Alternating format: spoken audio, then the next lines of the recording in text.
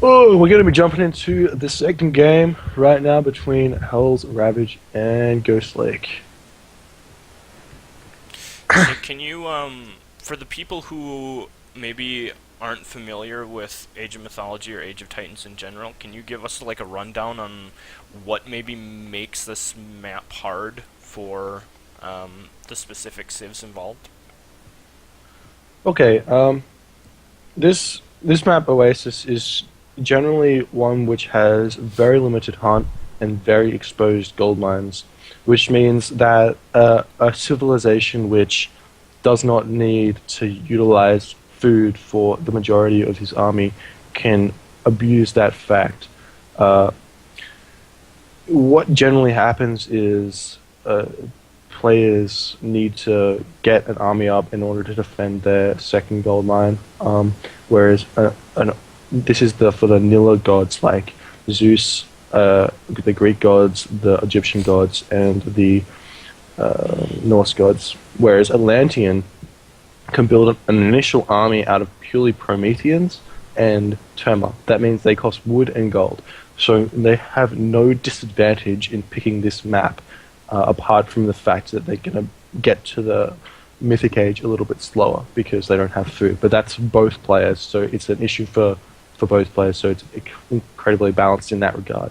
But when I'm saying that the fact that they don't need any food for their army means they can get a really strong army up and put a lot of pressure onto the second gold mine, which is going to appear at 10 minutes. Generally, the initial gold mine, when playing correctly, expires about 10 minutes for most gods.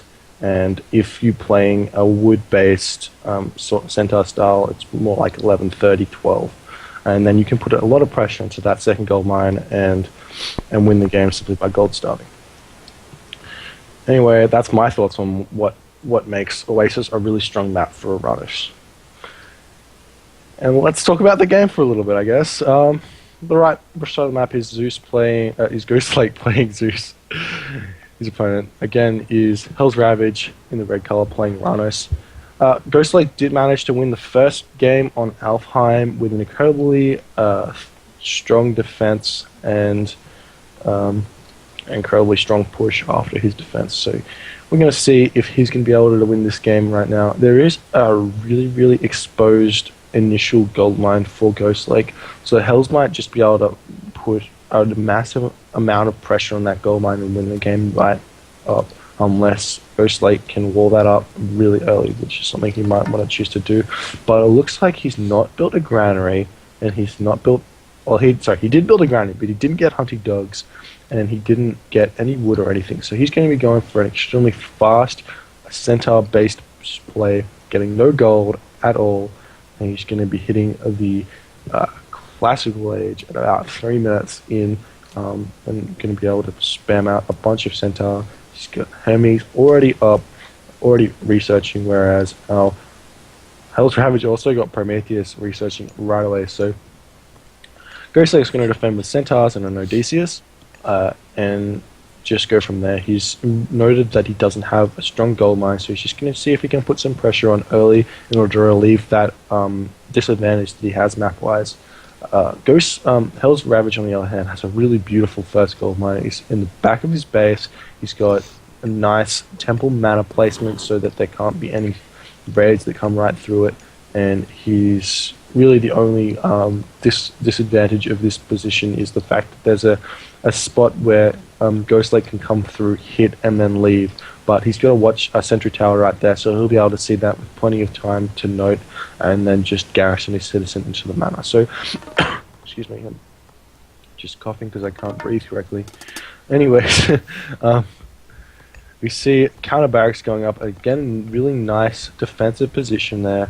The Sylvan lore of Ghostlake getting researched really quickly, so he's going to be able to move those centaurs around extremely well. And basically what they're going to be able to do is dodge any arrows which the Terma of Hells is going to have. So Terma is actually auto-queuing 2 Terma right away. He's got Prometheans out initially, and he's got, for some reason, he's just leaving those Promethean offspring in his base.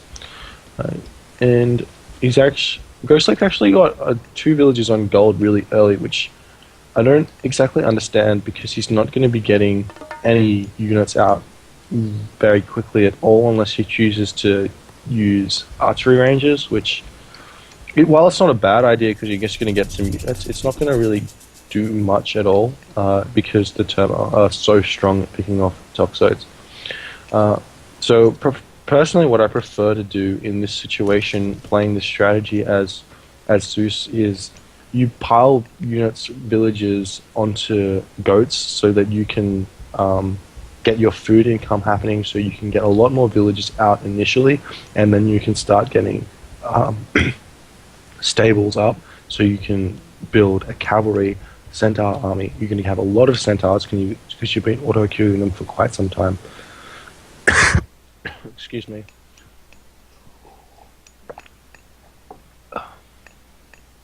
You see a first stable going up for Ghostlake, so he's going to start producing some of those. He's going to start producing some of those. I can't think some of those Hippocon at the moment, and he's going to go from there. You see Hellsravage just he has to defend at the moment just because he's got a really rough time in order to deal with centaurs because they can just move around and do pretty much whatever they feel like. I'm getting a message for some reason. Actually, Mr. said he wanted to cast with me. Should we have done that? Maybe we should have. We can probably, if we have another game, we can pull him in for the next game. Okay, let me message him now. If this goes to BO3, then we will cast last game.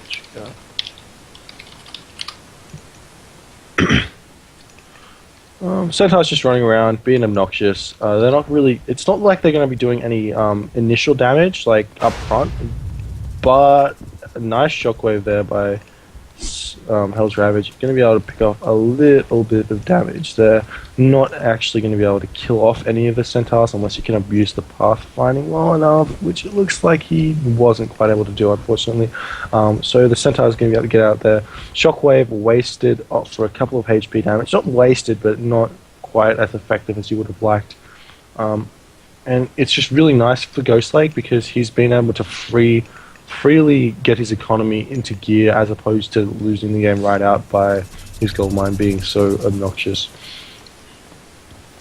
So stables, one stable up, he's going to throw up a second stable at some point. He's only got 2 farms going, but he's been able to gather berries from outside of his base. Now is the time which Ghostlake has to be really careful of because his pressure has been stopped, and now it's time for Hellsravage to put some pressure onto Ghostlake. He's been able to defend extremely well, didn't lose any villages, didn't think he lost any units either, just because, well, he couldn't, because Termers aren't that, centaurs aren't that great at killing Termers. However, Hellsravage now going to be moving over to this berry bush location of Ghostlake. No, he's just getting distracted by the centaurs, which he can't do any damage to. Oh, really nice micro by Ghostlake, managing to deal some damage to the medium terminal without taking any of his own, any damage of his own to his centaur. More stables going up for Ghostlake. We see a military barracks going up for Hellsravage. Hellsravage actually has a couple of idle villages, but he's sorted them out really quickly.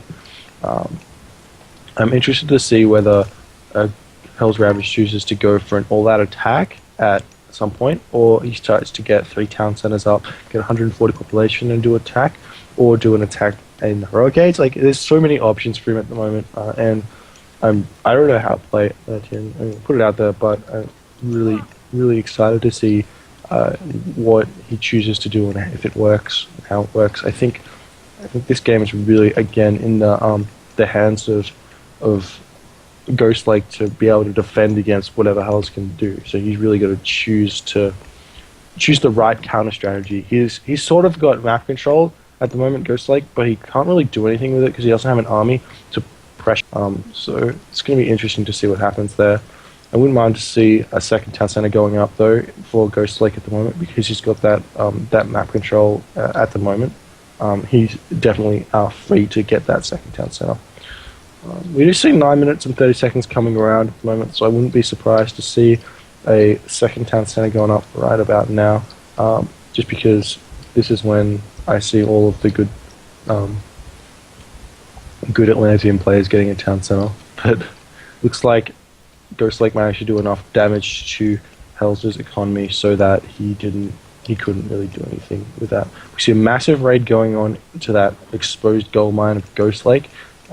He's got, what's that, 21 Terma. They're going to be able to pick off at least one villager there, and then they could probably just retreat now because there's not really much point in chilling around with another raid going on in the base of Hells. So this multiple raiding and defending sort of attack is really nice for actually it's really nice for Hells because his army's so mobile, so he can run around and do more damage than what Ghostlake can do, and especially because there's manners and such for runners, which manners can actually garrison units into, and meaning that they're not going to. Basically, you can garrison units into them when raiders come and try and deal damage to them, so you're not going to take any damage, you're not going to lose any villagers, not going to. The only real damage you're going to take is the fact that your villager isn't going to be mining when he could have been mining. So that's sort of the reason for raiding as against an Atlantean player, because it's sort of more of a direct damage than if you were raided someone else who had the same situation, because Atlanteans don't have drop points. If you want me to, I'll explain that. Why not?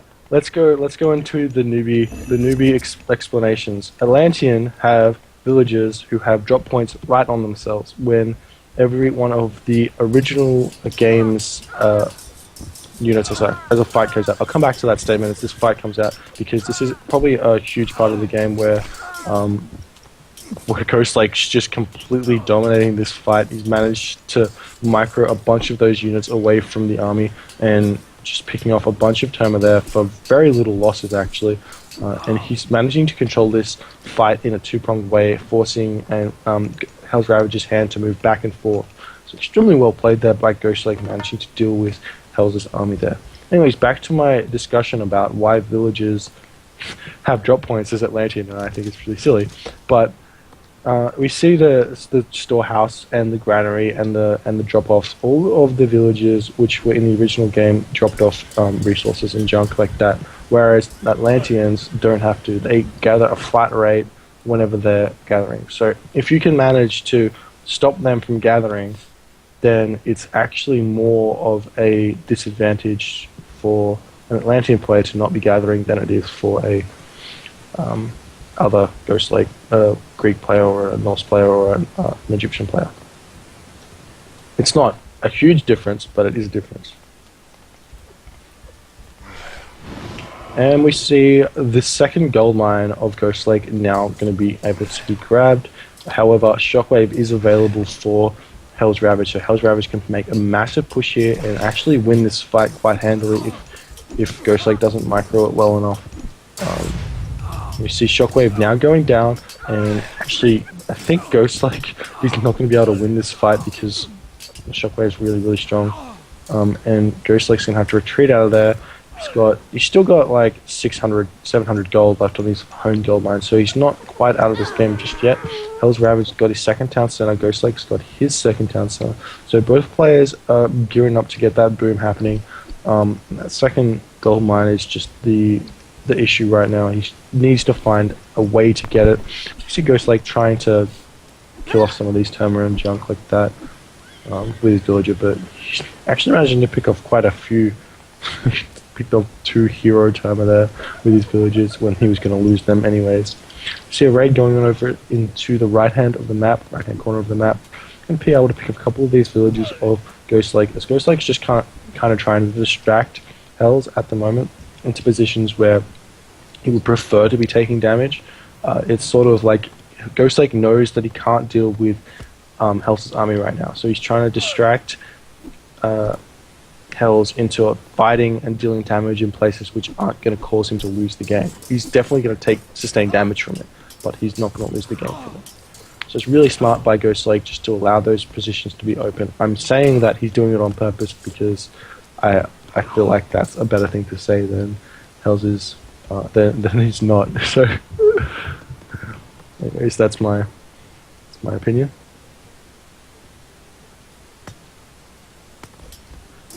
Um, what's going on? We see a couple of those medium terminal getting picked off for by Ghostlake. Ah, no, sorry. What did I say? A couple of those centaurs getting picked off by Ghostlake. They're not Terma. I'm retarded. Anyways, it looks like Ghostlake's now in a position that he can fight Hellsravage. He's got a really strong army of Hippocon.